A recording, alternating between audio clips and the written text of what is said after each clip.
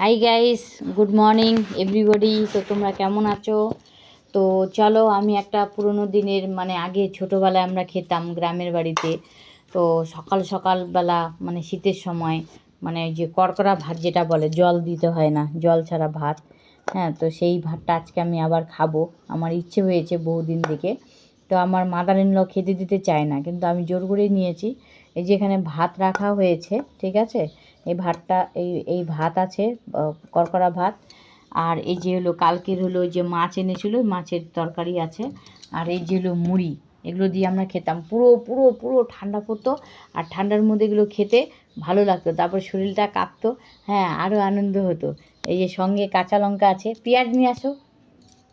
হ্যাঁ, তো এই দিয়ে এই যে লবণ আছে, এখানে সব রাখা আছে।